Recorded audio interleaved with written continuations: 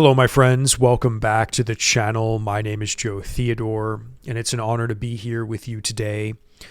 I hope you are doing well. Now, my friends, without further ado, let's cut down some of these intros, shall we? Let's get right down to brass tacks, because there is no time to waste. When we have Pluto entering Aquarius officially within days of publishing this video. And I know a lot of us have been waiting for this day to finally come so we could put Capricorn officially in the rearview mirror. I know some of us have been wrapping up some last minute cycles with some intensity. I know some people have commented here in the last couple of months, every time I've talked about Pluto dipping back into Capricorn, that, oh, stop it, Joe. We don't feel outer planets that intense. It's not going to do anything to us. Oh, really? Oh, really? Is what I want to say. Because I highly disagree with that statement from some commenters that have made their way here over the months, especially some of my Pluto videos, guys.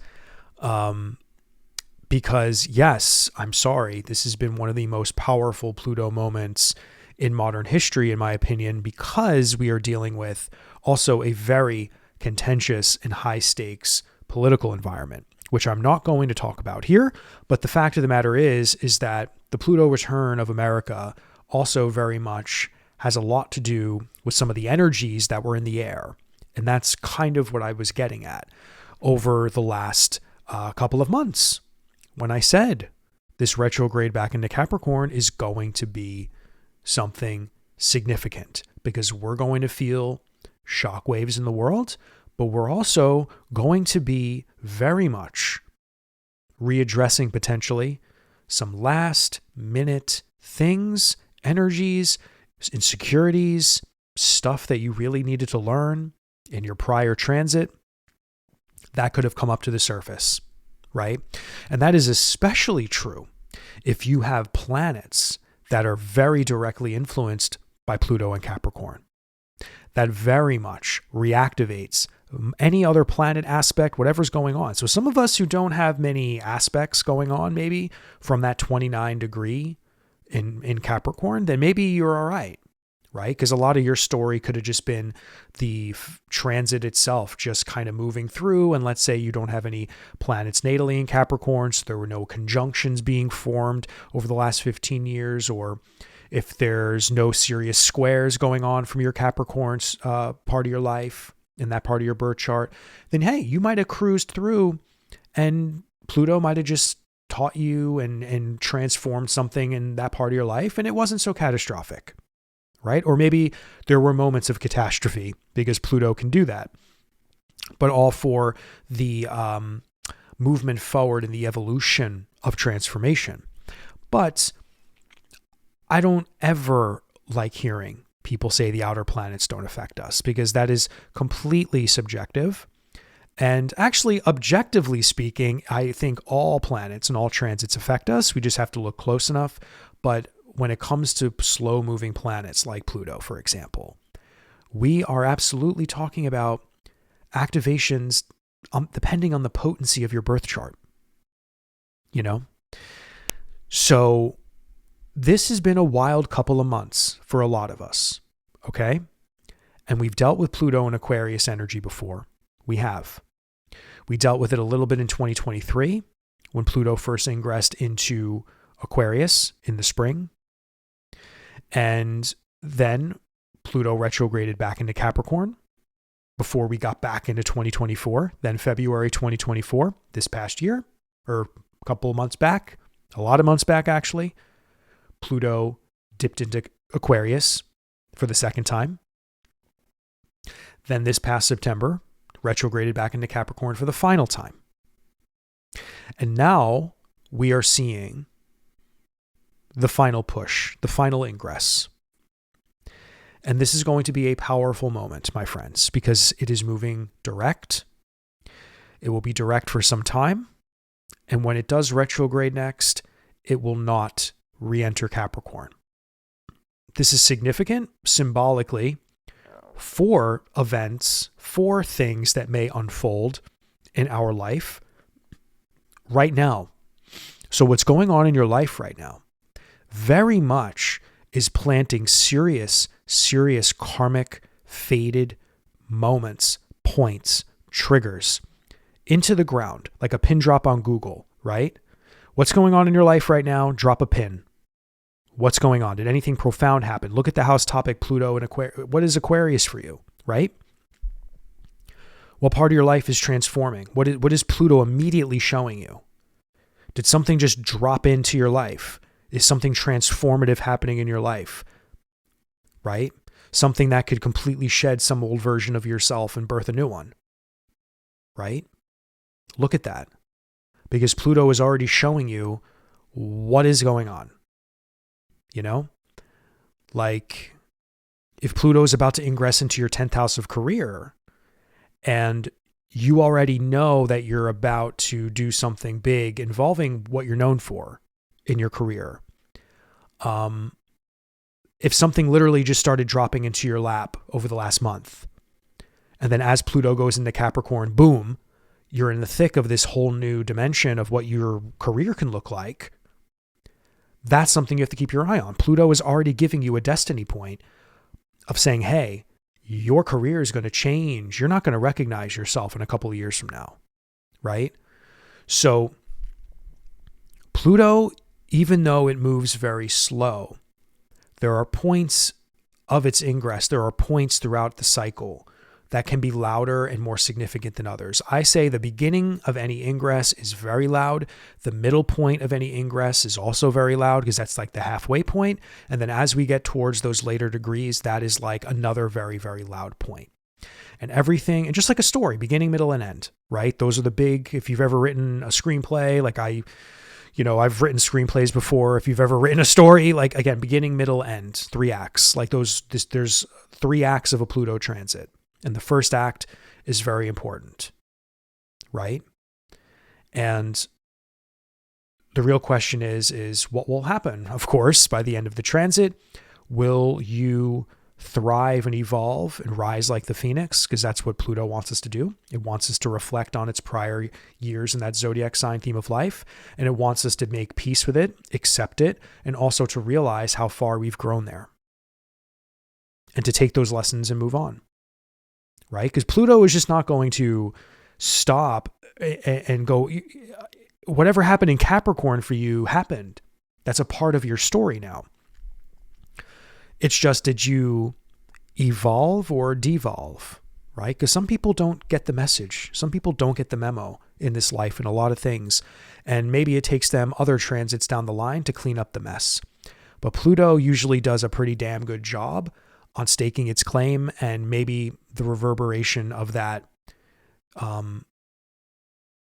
sometimes it's irreparable and sometimes it's just a tattoo that's on us for the rest of our life. And we have to just acknowledge that.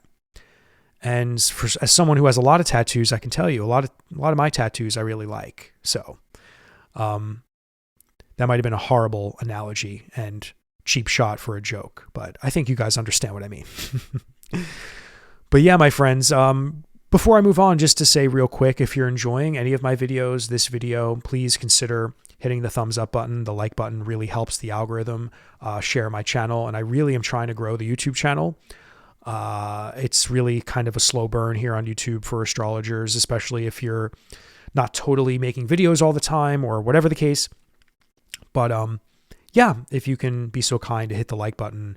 And if you'd like to share anything, the comments also very much help the algorithm. And if you're new, please subscribe to the channel. What the hell are you watching me for and not staying subscribed? I'm not going to flood your subscription feed either. I only post videos on Sundays and maybe once a week, maybe another one. I'm thinking about doing an extra one from now on during the week. Who knows? So yeah, just subscribe and help me out. So Saturn is also direct as of this past full moon moment, right? The full moon in Taurus that happened this past Friday, which was a beautiful full moon in Taurus. If you'd like to share any of your experiences there, please do. It was pretty much conjunct Uranus, and the demon star Algol, but I will leave the darkness out of this conversation today. Because, Algol is interesting, I mean, I don't really play with it that much in my work, but it is significant sometimes when we see things play out in like the mundane world. But typically speaking, I'd like to think a lot of us have gone through something maybe very unexpected in the Taurus part of your life. Maybe it didn't happen on Friday, like a bomb going off or anything, but it could have been just stuff that you've been slowly getting revealed over the course of this last lunation cycle from the new moon in Scorpio till now, right? Because sometimes full moons slowly reveal themselves and then it's finally revealed and illumined and everything is just, whoa, here and now you understand it, So this Taurus full moon that just passed, very, very amazing, significant, beautiful, with the Saturn going direct moment, which then obviously is bringing in Pluto and Aquarius. But Saturn going direct is very significant to me because it's allowing the Pisces part of our life to envision again and to be not so stagnant. Because I think Saturn retrograde in Pisces, and please correct me if I'm wrong and add your own opinions to this, Saturn retrograde in Pisces, I feel really kind of all put us like in a wading pool. I'm kind of getting this vision, those pools that they're like lap pools, but the jet streams are going against them and they're like, they're swimming, but they're not moving anywhere. It's like that. It's like this feeling of being suspended in motion, thinking you're moving forward. But the reality is that there's just something inside of us, maybe on a spiritual level, that just doesn't make sense. Things were very clouded and disorienting maybe in the Pisces part of your life, even in fact. And that really has everything to do with the ethereal nature of Pisces and the very rigid structure and discipline of Saturn that really can't work that well in Pisces, in my opinion.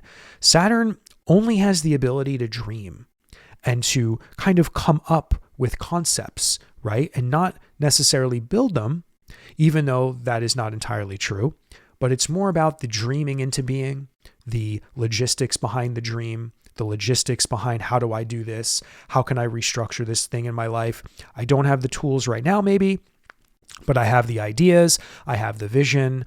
And yes, maybe you can build there too, depending on what house topic Pisces falls in for you, makes all the difference. But in my experience, especially on the collective level, there's been like this very, very just feeling of waiting, right? And not waiting with a T, like waiting in water, just sort of like not swimming, just sort of bubbling along, moving along and dreaming, right?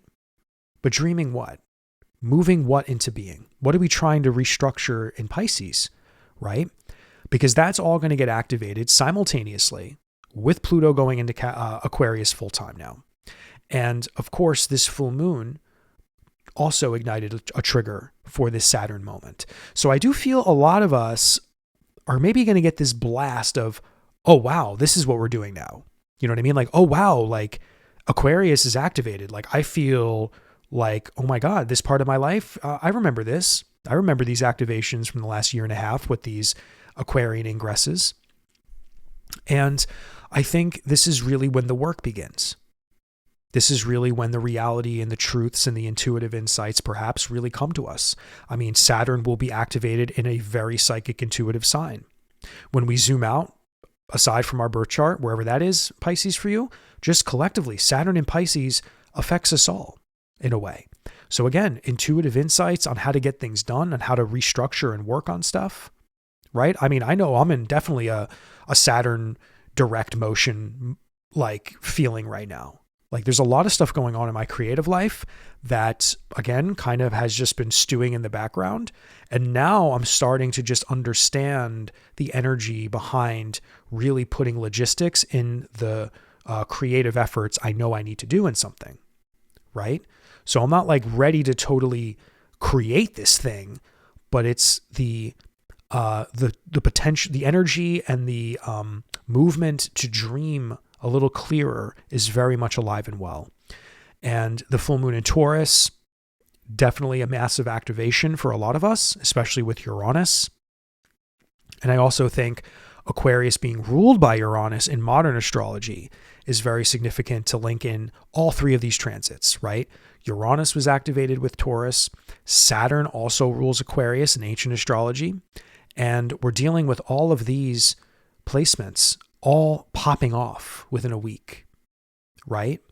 So a lot of these parts of our lives, in my opinion, on a psycho-spiritual level, in our own personal lives, like forget the world, on our own personal lives, are in a way linked. Like I would very much argue, look at the Taurus part of your life, look at the Aquarian part of your life, and look at where Pisces is, right?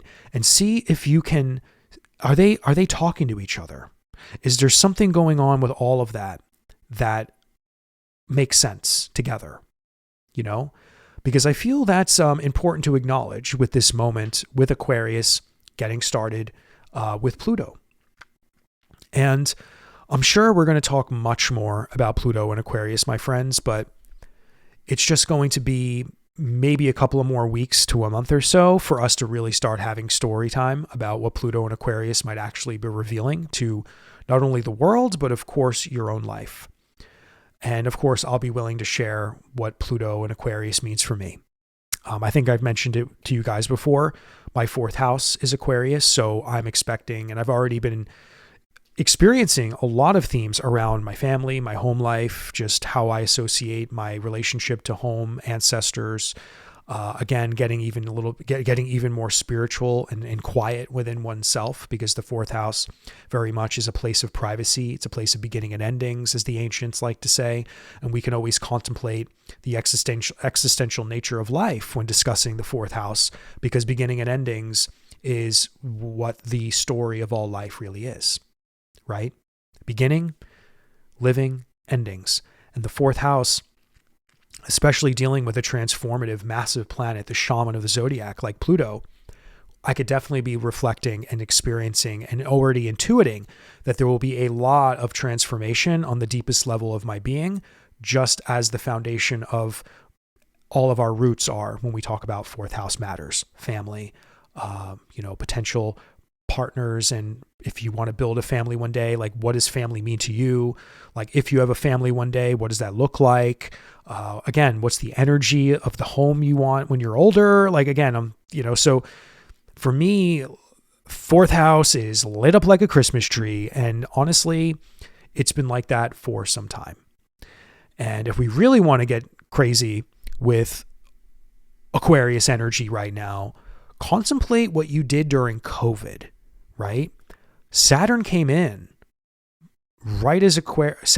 Aquarius right as lockdowns happened.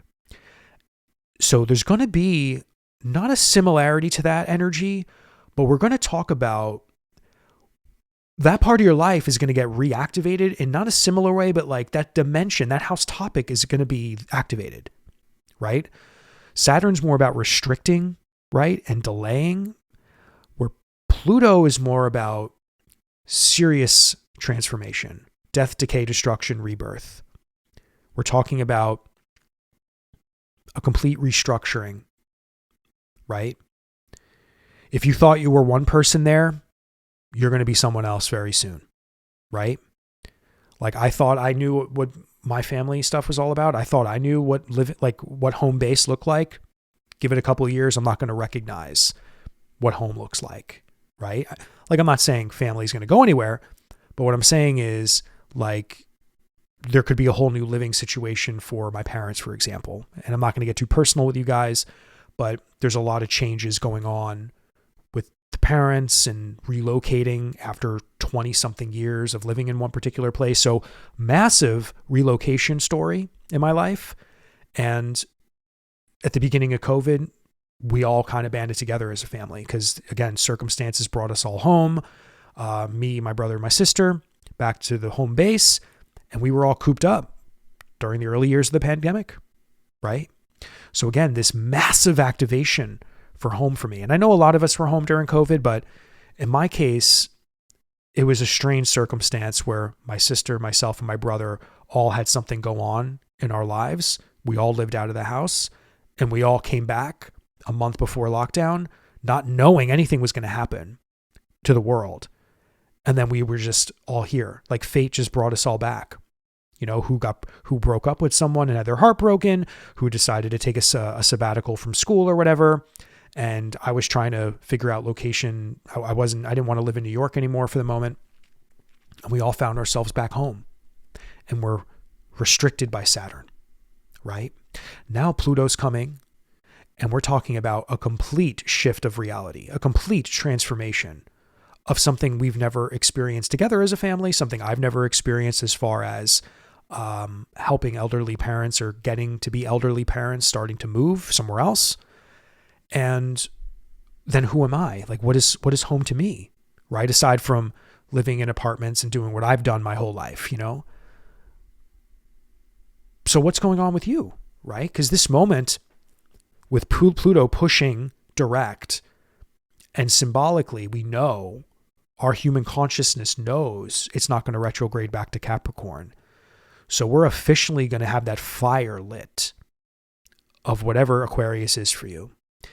And to boot, Mars will be activated by an opposition pretty much immediately, starting this coming week.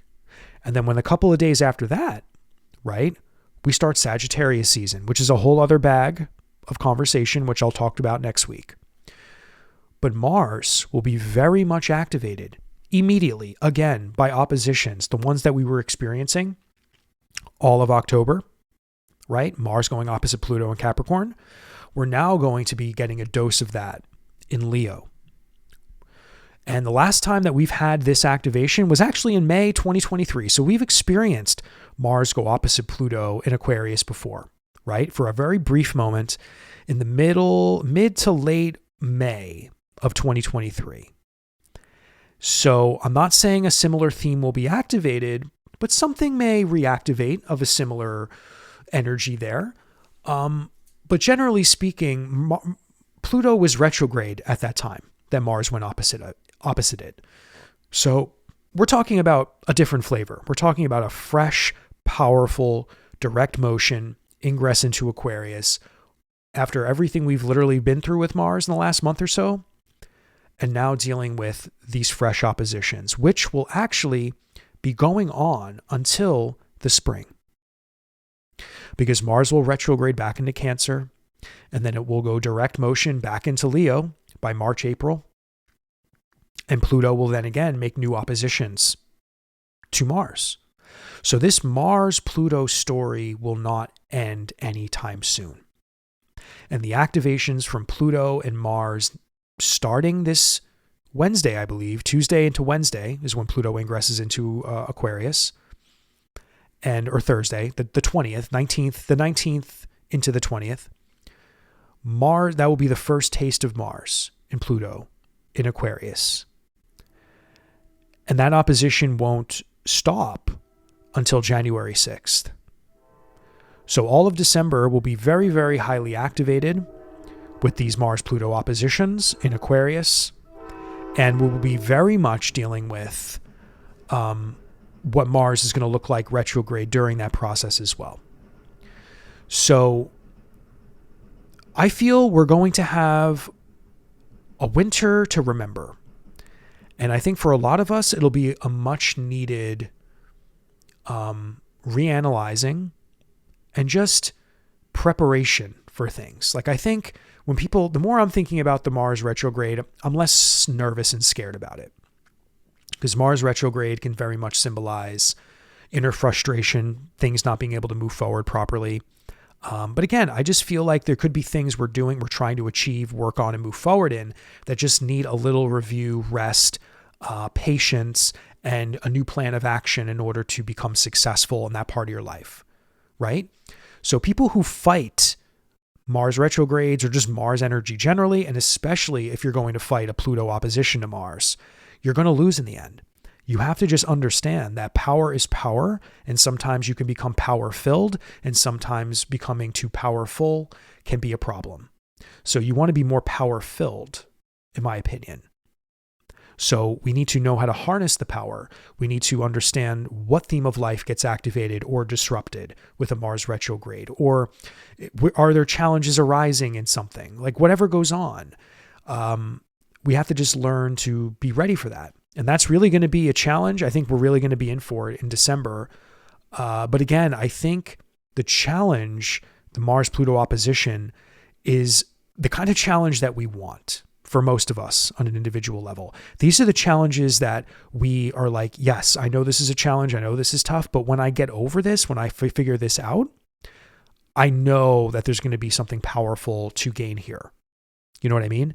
So we're dealing with a dynamic of Pluto and Mars that can be very favorable in the end. And that's what people have to understand about Pluto and Mars, that oppositions and squares are some of the best transits because we grow so much there. We grow so much. And we all love the feeling after we succeed or overcome something, right? If it's not too catastrophic, if it's not too, of course, something that doesn't cause suffering, that's not, needed, of course, or deserved. But all things considered, with Mars going retrograde during this big moment coming in a few weeks from now, literally in about 10 days or so, it's going to be a whole different type of dynamic, right? So a very interesting start to Pluto and Aquarius, my friends. I'm looking forward to the winter a little, even though I think most people are probably rolling their eyes at me right now. But I think it's important to take powerful transits and try your best to work with them with some like shamanic magic or something.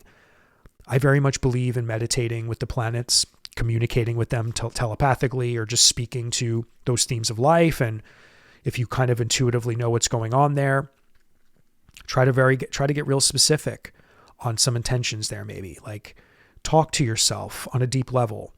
And when you start to sense the challenge or the intensity of something, like try to ground yourself, right?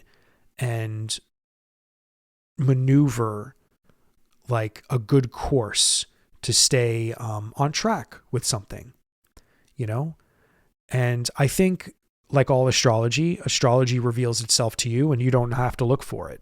So you'll already know what the lessons are going to be, what the karma is going to reveal. So that's the beautiful thing about astrology. There's no point in obsessing about stuff too much or like what will happen, because it'll just happen. No matter where you are, it will find you. And the beautiful thing about maybe talking to an astrologer or this or whatever is just knowing how to guide the sails so the wind is hitting those sails properly, All right, my friends. Well, I hope that some of my rambling and conversation today helped you. I hope you're well. Please feel free to share in the comments anything you would like. Please subscribe if you're new, like the video. And I'll see you soon.